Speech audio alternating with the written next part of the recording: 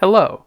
Halo Combat Evolved is the famous first-person shooter developed by Bungie Software and then released on November 15, 2001 for the Xbox, and then in 2003 for Microsoft Windows.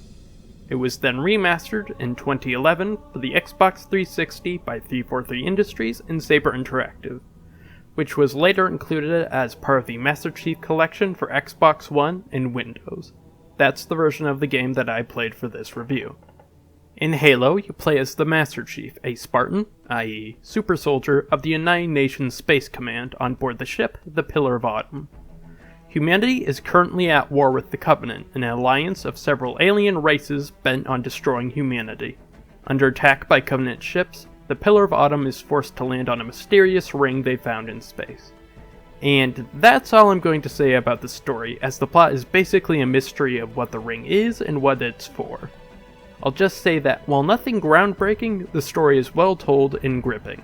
Graphically, the first Halo is definitely a game from 2001. Things like textures on character models are blurry, and many of the polygons that make up characters and objects are quite visible. To be fair to the game, this is pretty typical for a game of its time, such as Red Faction, where, like Halo, the characters' mouths just sort of flap open. However, the art direction is still top-notch, with many of the enemies, weapons, and environments having become iconic in the gaming community. In contrast, however, the music by Martin O'Donnell and Michael Salvatore is fantastic. Made up of mostly orchestral pieces, though with some electronic sounds in there too, the music both works great within the context of the game and listening to it by itself. The sound effects are no slouch either, with weapons sounding powerful and many of the enemy noises being well done. Besides all that, the voice acting is well done. Sleep well? No thanks to your driving, yes. So you did miss me. For the most part. What is that thing, Lieutenant? Finally, onto the gameplay. For the most part, it's a fairly standard first-person shooter. Move through levels, shoot enemies, pick up weapons, and complete objectives. It should be noted that, unlike Halo 2, you don't just have a shield, you also have regular health that can be restored through picking up medkits. Besides that, you're also able to use turrets in vehicles such as the Warthog and the Scorpion. The vehicles control well and are fun to use, except for the Scorpion's machine gun, which has the amazing ability to hit everything except what you're actually aiming for. While all of this sounds pretty standard, with many games at the time blending elements such as these together, there are two things that make Halo special: its combat encounters and its scale. First, Halo has a variety of enemies which behave differently and complement each other.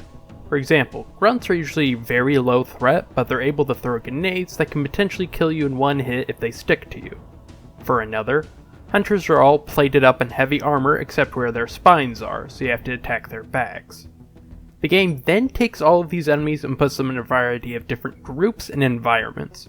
So, one level you'll be fighting grunts and elites in the corridors of a spaceship, and another you'll be fighting those enemies along with others in open fields. The scale comes into play with the fact that you'll commonly be fighting in open environments with many enemies and vehicles, with some occasional allies. This helps make combat more grand and exciting than it otherwise would be. The only game from that time that surpassed Halo with its scope would probably be Operation Flashpoint. That's probably because that game is a sort of simulation of combined arms warfare. Now, all of this is not to say that the game doesn't have problems. While most of them are pretty minor, there are two that really stick out. One is that some levels outstay their welcome. While they're initially really cool, they can kind of go on for longer than they should. Worse still is that the game can be sort of frustrating at times, as you occasionally keep going through encounter after encounter with little to no space to catch your breath. One of the enemies that really contributes to this, whom I will not discuss much as they're a story spoiler, is a major pain to deal with as they have powerful weapons and there are a crap ton of them. Which is a shame, as under the right circumstances they can be really fun to fight. Now, something should be said about the remastered version. First, as can be expected, the game looks graphically better, but not as good as the Halo 2 remastered, which is absolutely gorgeous. There also appears to be a real difference in the art direction, making it not quite accurate to the original game. If I had to guess, I would say that what they might have been going for was for the game to look more similar to later Halo games such as Halo 3 or ODST. The other thing I noticed is that While the sound effects are generally similar to their original counterparts, they seem to have audio effects removed that were in the original.